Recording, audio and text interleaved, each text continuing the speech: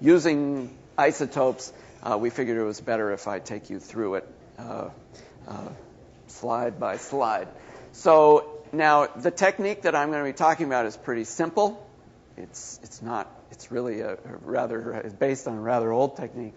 But before I take you through that, I just want to talk a little bit about the general measurements of pelagic calcification for coccolithophorids, not just radioisotopes. So my outline will be to give an overview of various methods to estimate coccolithophore calcification with and without isotopes. And then I'll go into the nitty-gritty details of sample collection, one technique called the difference technique, another technique called the microdiffusion technique, some issues concerning blanks and time zeros, dark calcification, the equations we use for estimating calcification, and then, if I have time, we'll get into some foraminifera and pteropod calcification. So, as an overview of the methods, I'll be spending a lot more time talking about these, so I'm just going to brush over them right now. This first technique, called the difference technique, it's based on C14. Originally came out in 1962. You know, this is fairly old stuff. And it's an indirect estimate of calcification. It measures the loss of activity after the dissolution of C14 calcium carbonate that the organisms have fixed. The microdiffusion technique, a little bit later, 1994, and it's a direct measure of the incorporation of C14 both into the organic tissue as well as the inorganic calcium carbonate for coccoliths. C45, or calcium 45, there's a paper by van der Waal in 1995, basically looking at the direct incorporation of calcium 45 from calcium chloride into calcium 45 CO3. Now, those are the isotope-based techniques. There are mass-based culture estimates, which Deborah will be talking about, and looking at acid labile calcium carbonate between two time points. And one point about these is it's when you're dealing with coccolithophore calcium carbonate, it's not like you have that coral sitting in a beaker of water. It's a very small amount of material, and the mass difference in calcium carbonate in two time points it's a very difficult measurement to make. Microscope-based estimates, there are some early ones as well as some later ones where we directly visualize the production of coccoliths, but you have to have some idea about the mass of the coccoliths, and that's okay for culture. It's a lot more difficult in the field. Chemical methods, you've been hearing a lot about these over the week, so looking at TCO2 alkalinity, and I won't belabor these. Sediment trap-based estimates, if you have an idea of the sediment trap fluxes and the rate at which these particles are sinking, you can come up with estimates of surface calcification, obviously a field-based technique. And we can even use satellites now with an approach that I've been working on in which we estimate PIC and a number of other variables, temperature. We can estimate the day length. We don't need a satellite to make that measurement. And it's purely empirical, but it actually works pretty well to come up with a coccolithophore-based calcification estimate. Again, it's purely stochastic. To do that, we only measure things that can be measured from satellite, or you can infer from the space and time that you collect the samples. Okay, now to focus a little bit more on isotope techniques. As I said, this is a fairly simple old technique. It's not really rocket science. If you've ever done a primary productivity measurement, you can do this. The benefits for unstable isotope techniques, in particular, relatively high signal to noise, provided there's sufficient isotope addition. There's a caveat to that I'll get to in a minute concerning the difference technique. Short incubations are possible which when you're dealing with phytoplankton, the less time you have to keep them in a bottle, the better. And we have these quote, bottle effects, which can be pretty significant. So we really like to keep incubations to a maximum of 24 hours. We can measure photosynthesis and calcification in coccolithophorids really in parallel. And the isotope techniques are focused, in this case, on coccolithophorids. It's not to say we can't have contamination from foraminifera or pteropods in there, but it's purely a stochastic argument due to their relative abundance in the sample size that we're collecting. In most seawater samples, coccolithophores will be in an abundance of 100 per mil or much higher than that, whereas foraminiferal abundance and pteropod abundance are orders of magnitude less than that. So the chances of catching one of these in your incubation bottle is pretty low. The weaknesses of the isotope techniques. Blanks are tricky, and I'll talk about that towards the end. The blanks are not the same for the different kinds of poisons. And blank issues are even greater for calcium-45 because as a divalent cation, it sticks to everything. And so I don't use calcium-45. I've used it before, but it's just difficult in that respect. Now, the differencing technique, the main weakness about this, and you'll see as I talk more about it, it's basically measuring the small difference between two large numbers, and which invariably, if you've ever done a measurement where you're taking the difference of two very large numbers and you're trying to say something about the significance of the small difference, there's significantly less signal to noise. And the problem with the microdiffusion technique is it's just laborious. And there are very few people on Earth that measure this because it's such a pain. And especially, it's a pain at sea. Okay, so a couple of particulars about just sample handling, regardless of which technique we're going to be using. First of all, in the field, you have to be very concerned, especially in high nutrient, low chlorophyll regions, iron contamination. So you have to have clean niskins, go-flow bottles, coated springs. There's a whole level of cleanliness that you have to be careful of. Then in terms of subsampling, for coccolithophorids in particular, and this is something that a lot of people don't take into consideration, some of these coccolithophores are quite large, Umbilicosphaera, Coccolithus pelagicus, and because they're large and they're covered by rocks, they sink like rocks. And so once you trip the bottles on the niskin, they basically start settling, and once they settle down below the spigot at the bottom of your niskin sampler, you've lost them and you won't find them.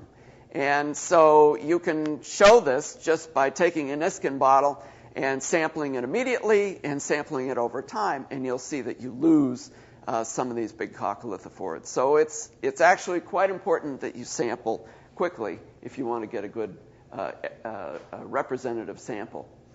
Now, we use 300 ml polycarbonate tissue culture bottles as the primary incubation bottles from which triplicates and a blank are taken. Polycarbonate is nice because we can clean it and get it fairly trace metal clean. These polycarbonate tissue culture bottles, you'll see a picture in a minute, they're flat and they stack very nicely together. So if you're, for example, doing an in situ deployment, you're taking these bottles that you're incubating, you're putting them on a mooring and setting them loose for 24 hours, and then you're going to go pick them up 24 hours later. The fact that they stack nicely together and they can be secured, it's a little point, but it's actually quite important for the success of the experiment. The standard protocols that I can refer you to really for primary production measurements, and apply to calcification measurements. And the Jagoff's protocols, which were produced a number of years ago, but are still very applicable to this. So in regards to that, bottles are acid soaked, they're ethanol rinsed for bacterial films, and they're rinsed 5 times with RO water, and then 3 to 5 times with the sample itself. All the issues about doing primary productivity where you have light shock. So light shock is a major problem with phytoplankton. So we always recommend pre-dawn casts. You get up at 2 in the morning, get your samples, do all the manipulations with them, and then get them back out into the incubators before the sun comes up. Then you incubate 24 hours. You're then pulling off yesterday's samples pre-dawn and getting them taken care of, and you're getting the new bottles on. Again, I'm trying to add some of the details, the little details that people often forget. Now, the differencing technique, I told you, goes back to the 1960s.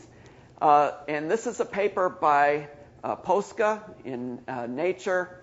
And he basically, in this paper, he was watching the appearance of coccoliths over time using a microscope. And he was also looking at the C14 incorporation. And from this paper, he actually showed that the E. huxleyi, in those days it was called Coccolithus huxleyi, was producing about a coccolith every 2 hours.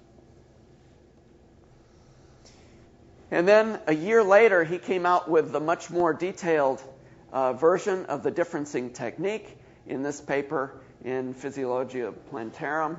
And this really has the nitty-gritty of the details. Now, the basics of the technique. Samples are filtered just like standard productivity samples. We use GFF filters. Everything is done in duplicate. So it's right off the bat, it's twice the work from a standard productivity. One filter is put straight into fluor scintillation cocktail. So taking you through, you've added isotope, your C14 isotope. You're incubating them for 24 hours. 1/2 of the sample gets filtered straight through a GFF, gets rinsed, and then it is put into scintillation cocktail. The second filter is placed in a desiccator containing a petri dish with concentrated HCl for 2 to 4 minutes. Actually, in about a minute is enough with acid vapors to dissolve away the coccolith. So you have in this filter here, you have total C14 in organic matter and in calcite. In this filter here, you have just that in organic matter. And you take the difference. And so it's the unfumed C14 fixation and the fumed. You're taking the difference between the two. And of course, as I said, taking the difference between two big numbers is a bad thing. How much C14 are we talking about? Typically, it's about 1 to 2% of the total carbon that's fixed by the phytoplankton. 1 to 2% of that will be as calcium carbonate in a field sample. Now, I have to talk a little bit, I know it's Saturday morning, but I have to talk a little bit about the statistics of this. And if you do the error propagation, you can see why the differencing is a problem. It's actually okay in cultures because the signals are so large. But error propagation for a difference between two numbers with a standard deviation of this is equal to the square root of the squared standard deviations, the sum of the two. So if you're doing your counts, your C14 counts, to a 1% precision, which is pretty standard, then the standard deviation of the difference is 1.4%, and calcification, as I said, is anywhere from 1 to 5. It's 1 to 3 often. So you can see that the errors are comparable to the actual signal. So we're just above the signal to noise. Okay, so that's all I'm going to say about the diffusion technique, or the difference technique. Now, Posca, the same person that came up with the difference technique, Posca and Brubeck in '94 came up with this microdiffusion technique. And it's much more elegant in that it's a direct measurement of the C14 fixed into calcium carbonate. And I took this right out of his paper. And the microdiffusion chamber in this case is a scintillation vial. And the first thing that you note here, he has a scintillation vial with a cap on top, and stuck to the cap, so it's just based on the stickiness of the filter, is a GFA filter. It doesn't matter the pore size. In this case, it's just being used to absorb sodium hydroxide. He sticks that up in the top. He takes his membrane filter, which he's filtered. So he's done his C14 incubation. He's taken the seawater sample, added C14, and now he's filtered that. And he's taken that filter, he's filtered it on a membrane filter, and he sticks it to the side of the vial. And then in the bottom of the vial, he puts in dilute phosphoric acid, 1% phosphoric acid. And then when it's time to start, he tips the scintillation vial on its side and lets then the phosphoric acid blow off any C14 calcium carbonate as C14CO2, and then it is adsorbed onto the sodium hydroxide filter in the cap. And then after a period of time, he writes the filter, he pulls out the sodium hydroxide soaked filter here, puts it in a separate scintillation vial, and which now, over, say, the 24 hours, it's had time to come to equilibrium and absorb all that CO2, C14 CO2, and he measures the two of these independently. So the photosynthetic fixed C14 is here, and the calcium carbonate C14 is in the other vial. Now, this is not a seagoing technique. Posca is not a seagoing oceanographer. He's retired now. He's a wonderful person, great scientist, but you can just imagine you've got 30 or 40 of these vials all rolling around, and that won't work. So we came up with a slight modification to that, which I'll show actually pictorially in a minute. Some tips for success with the microdiffusion technique, and I can't emphasize these enough. You have to be fastidiously clean with the manipulation. Everything you touch with a pair of forceps, the forceps have to be acid cleaned and then rinsed in 2 beakers of seawater to get it's 10% acid. Because any activity that gets left on those forceps, you're dealing with such low amounts of activity that your blanks will be screwed up.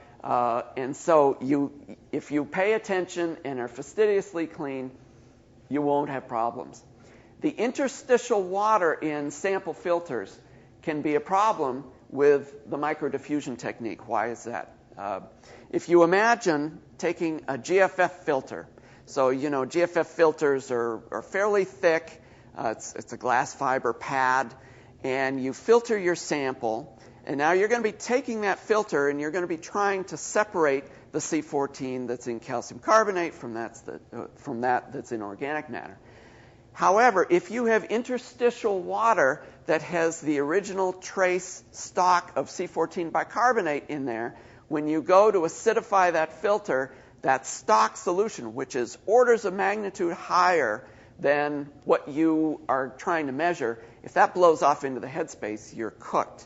So by using polycarbonate filters that have very little residual water content in them, you can ensure that you won't have this problem.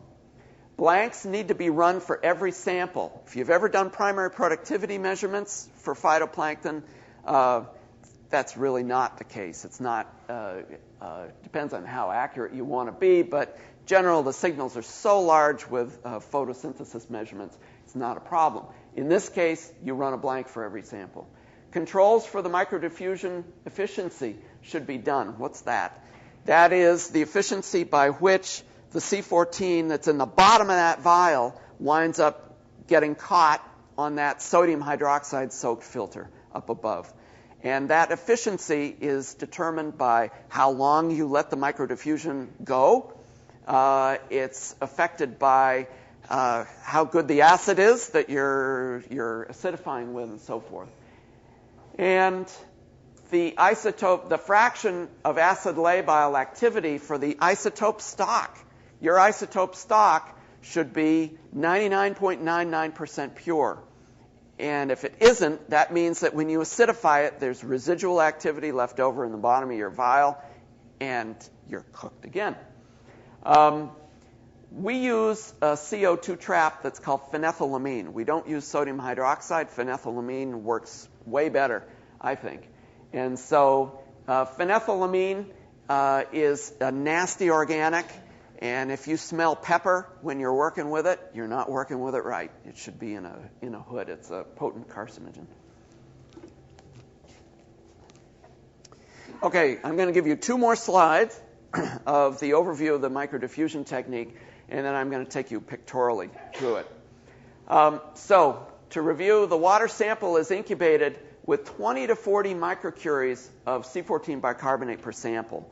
Now, if you've ever done primary productivities, you can do a primary productivity measurement with 4 microcuries, with 2 microcuries of C14.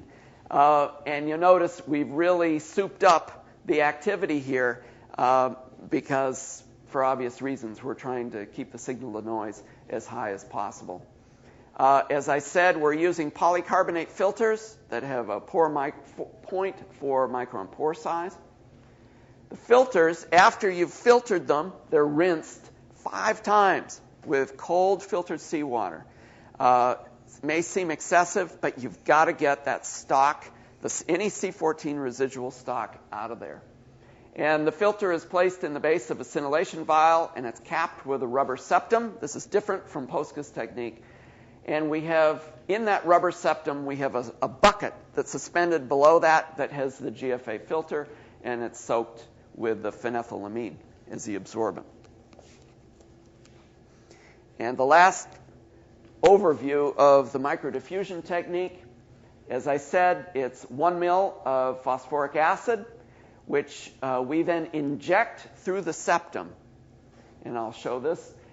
It's injected past the bucket, so picture a scintillation vial, and there's a septum in the top, a rubber septum, and hanging from that is a bucket with a filter in it, and that filter has a phenethylamine, and in the bottom is your sample filter that you've just filtered from your field sample that's been incubated overnight. And to get the acid down there, we use a syringe to inject it past the bucket down to the bottom. The vials sit on a shaker table for 24 hours for the diffusion of the C14 to take place. Then the vials are opened.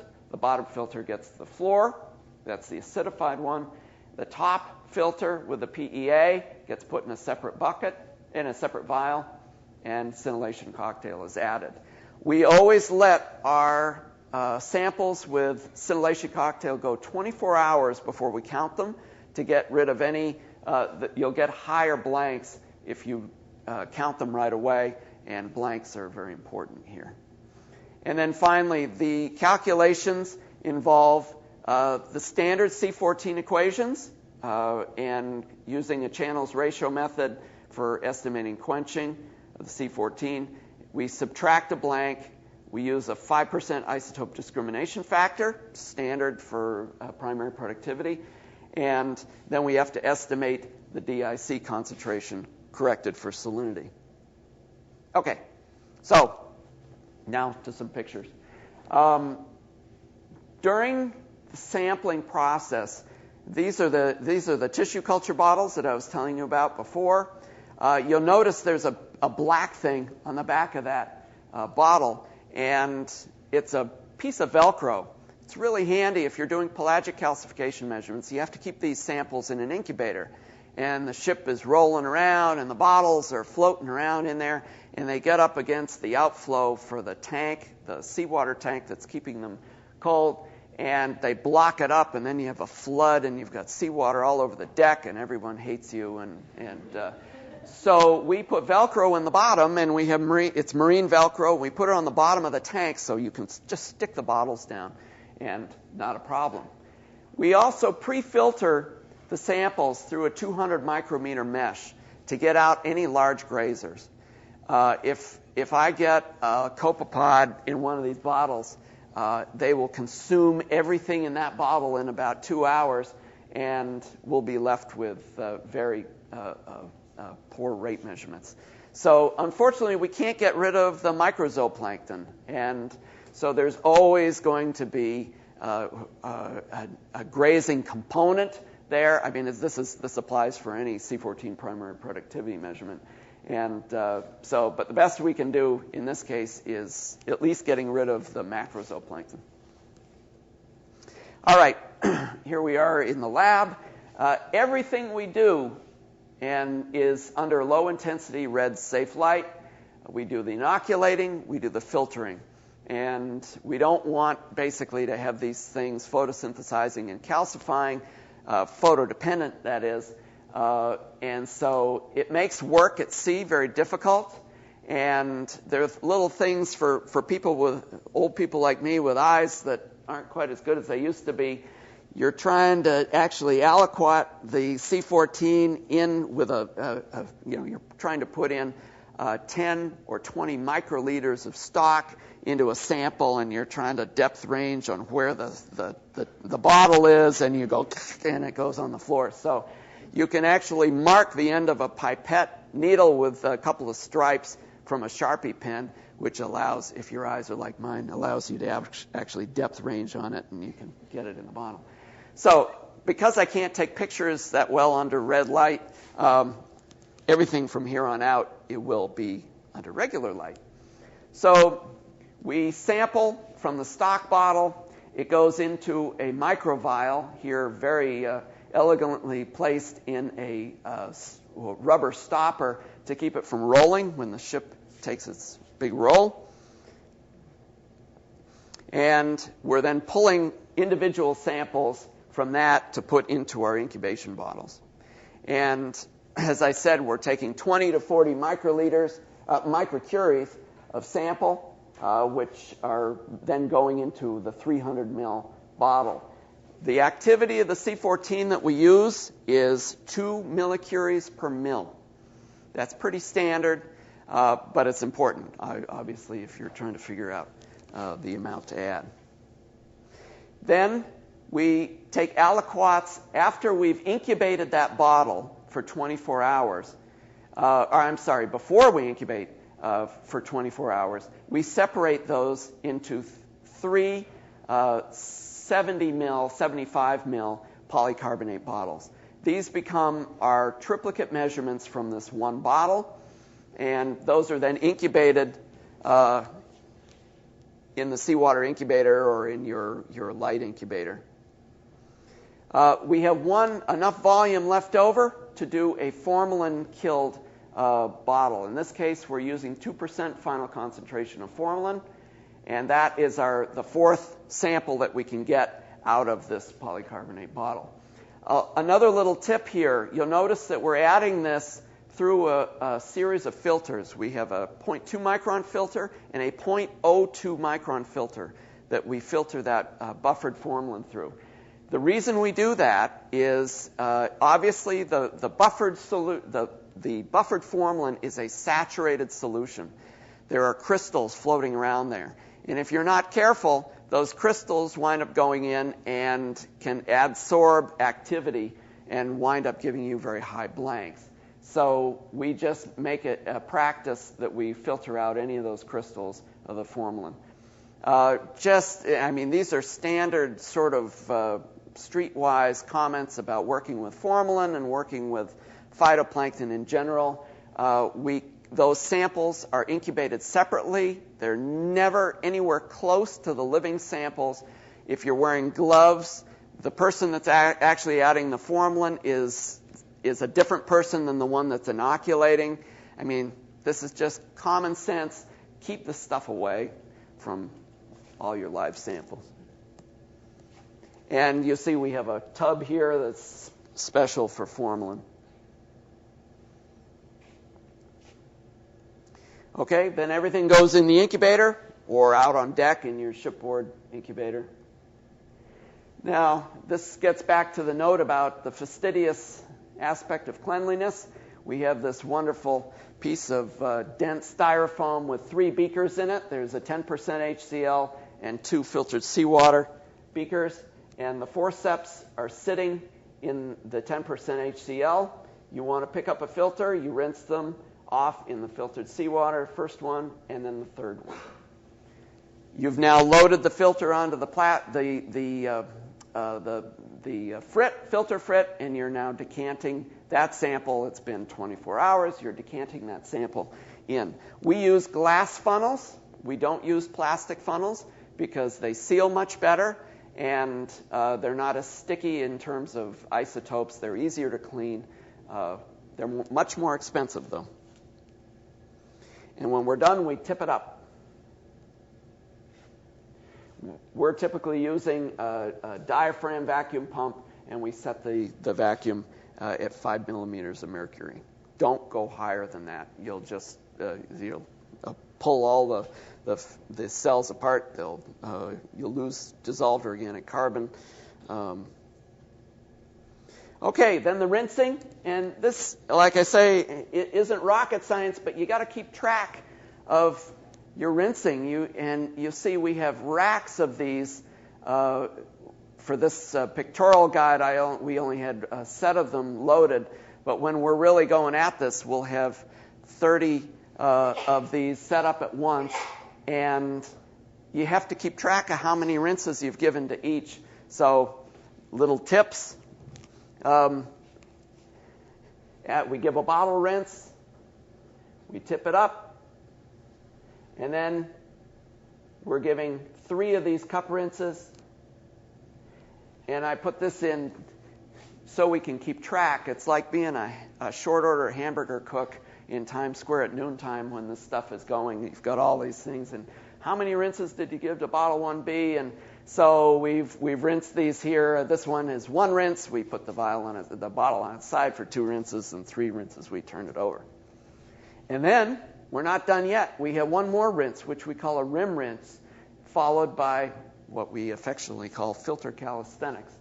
And in this case, we remove the glass, the top of the filter cup, and we add a meniscus. Because you can have residual C14 bicarbonate in the rim of that, it hasn't been rinsed, we actually add a meniscus and draw that through, being very careful, obviously, because you don't want the rest of all these wonderful particles you've just collected to go blasting around the filter. And then the filter calisthenics is actually lifting that filter, putting it down, lifting it, putting it down, and you can get out 99.9% or 99% of the residual volume by doing that. And you can see on these, our forceps get etched over time from sitting in that 10% HCl. But okay, so here's the diffusion chamber, scintillation vial. There's the rubber septum up top. The GFA filter is now in the sample cup, and it's wetted with phenethylamine in that as a CO2 scrubber, and the filter gets put into the bottom. So Dave now is pulling out the bucket, and he's going to take the forceps and add the filter. Sits way down on the bottom, and then we have to add the phenethylamine, and we get that from Aldrich. We seal up the septum, and then it's time to add the acid. So this is just prior to adding the phosphoric acid. We inject it into the bottom around the bucket. So you see the end of the needle right there. And then this, well, we because every sample is split into 2, we have 2 scintillation vials, and we have 1 extra cap because the septum is on that other scintillation vial. And when we're ready to actually set these to mixing on the shaker table, each sample winds up having the 2 vials. And we shake for 24 hours. To the original acidified one, we add the fluor. And then to the bucket, we snip it off. So here's a pair of wire cutters that have been acid cleaned and rinsed in filtered seawater, and there's the bucket right there. It doesn't show up quite that well, and that gets snipped into the other scintillation vial. And it gets fluored. And we then are, at that point, we have an A and a C. A is acidified, organic, and C is a calcification. And it goes into the scintillation counter after a 24-hour waiting period. So a little bit now about blanks. And there's historical precedent for using formalin as blank for the coccolithophore calcification. Taken right out of his paper, under the conditions used, the uptake of C14 in cultures killed with formalin corresponded to less than 1% of the coccolith uptake in living cells at maximum photosynthesis. And we've tried mercuric chloride. We've tried ice bath. We try to inhibit calcification by cooling samples down. We've used, I'm trying to think of all the poisons we've used. But buffered formalin is by far the best. In his 63 paper, he commented on a certain amount of non-biological isotope exchange will occur between the medium and the coccolith.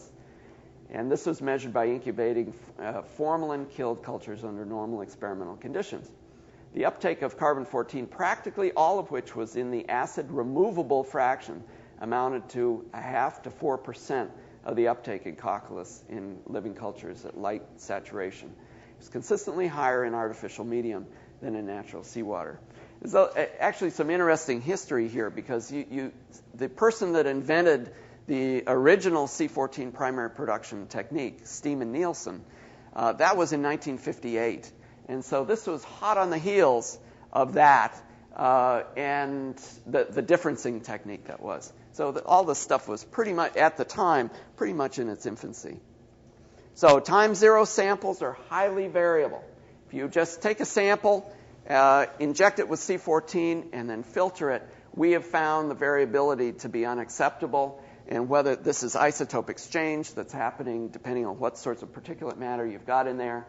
But there's some fast isotope exchange which happens. So just beware if you decide to do time zero samples, you might just be aware of that variability. Dark incubations are not a good blank like they are for primary productivity samples, because some of the coccolithophorids, not all of them, will calcify in darkness. And so in mercuric chloride, it will work as a blank, but it's not ideal to use at C. None of this stuff is ideal to use at sea, to be honest, but buffered formalin I still prefer. We make a lot of calcification measurements in the Gulf of Maine. And we still have not figured out where the problem was. For the better part of a couple of months, we were finding blanks that were just way higher than we should have been seeing. And whether there was non-biological calcification going on, which is possible, but we took every reagent, we checked the activity of everything and the cleanliness of everything, and we never got to the bottom of it.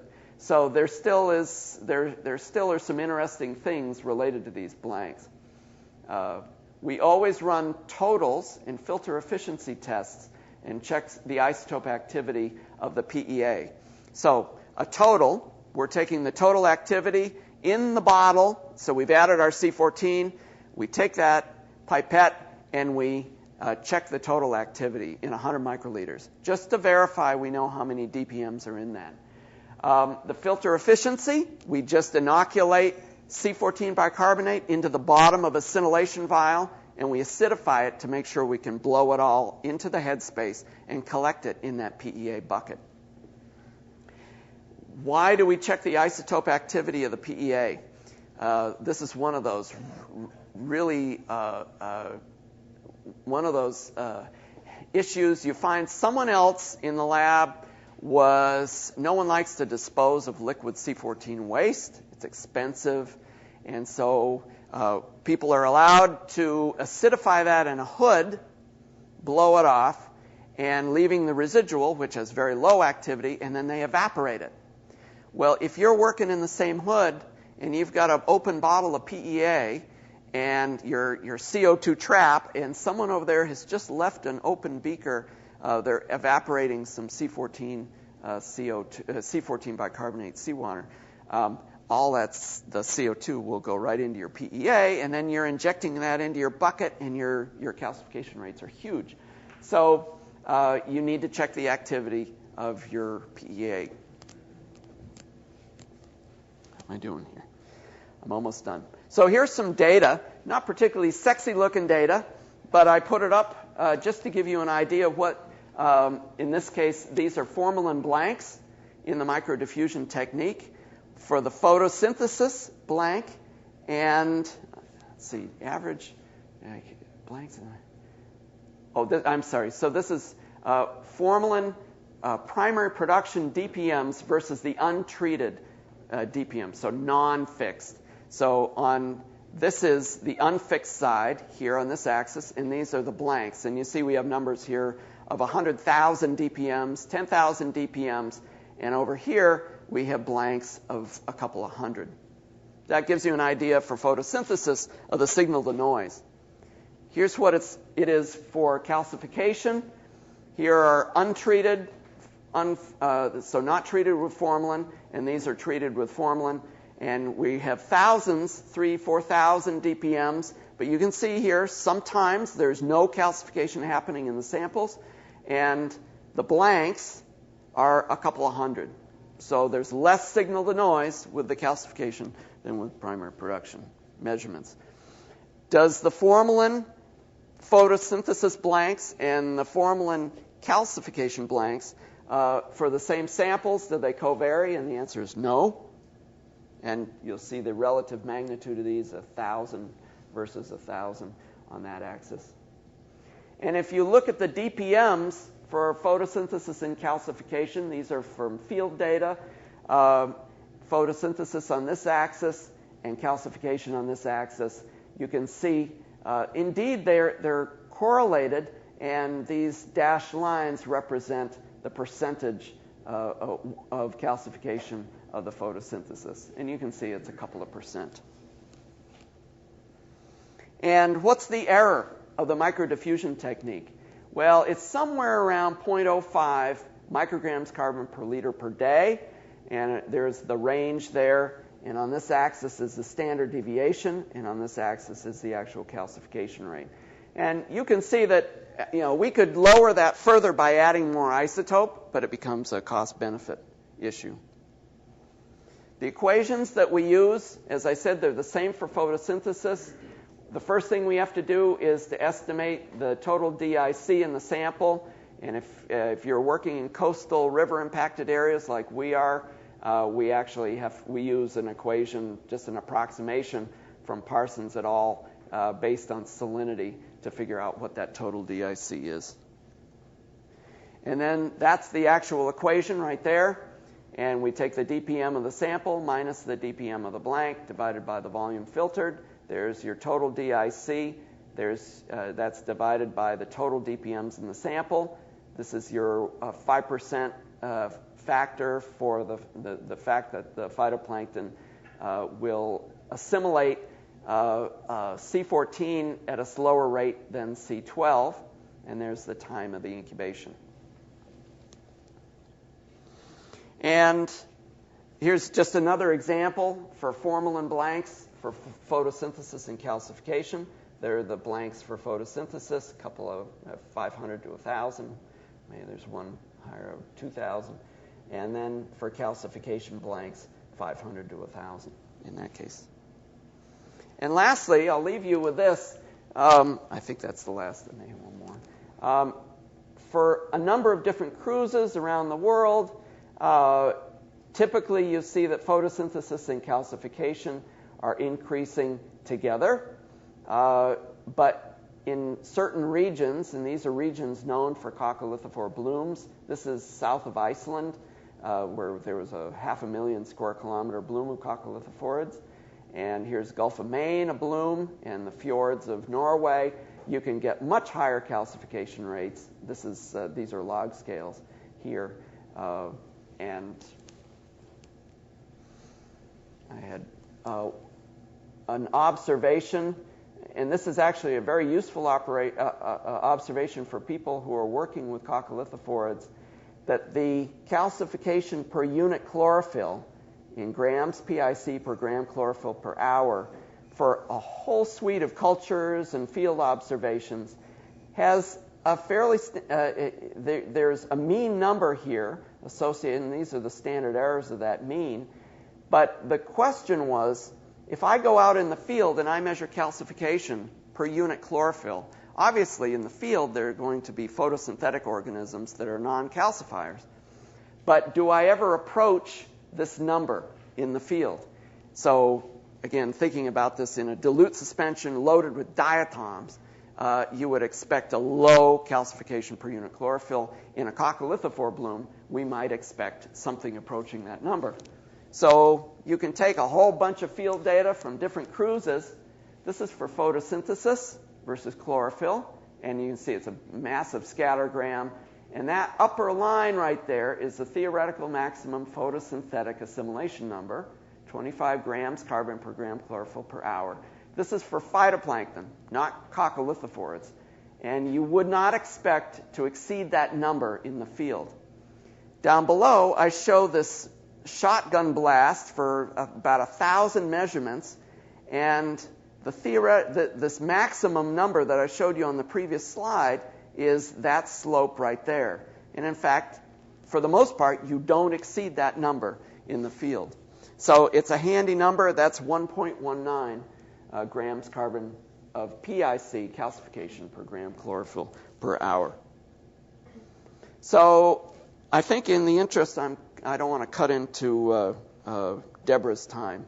So I think I'll stop there and just say there are a number of strengths for using isotopes. Beware of calcium-45. And that's still foraminifera stuff. And beware of grazers in your incubation vessels. You'll always be measuring net calcification. Dissolution is also happening at the same time in your incubation vessels. Rare big calcifying animals like pteropods and foraminifera can increase the variance. And I'm going to stop there.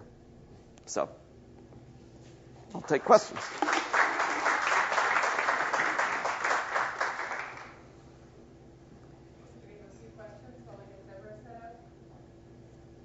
Dwight? You said you rinsed the filter like 5 times with Yeah. TR? Well, with filtered seawater. Right. Yeah, very important point. Yeah. Joaquin? Do you worry about the bicarbonate strength of the bicarbonate? Sorry? The strength of the bicarbonate solution. You mean in terms if they're carbon limited? No. In other words, we're Changing the bicarbonate chemistry. The amount of isotope that's added is so low that relative to the total DIC, it's less than 1%. So I don't think it's an issue. It's similar for photosynthesis. Yes. Anything else? Okay. Oh yeah. Yep. You need this.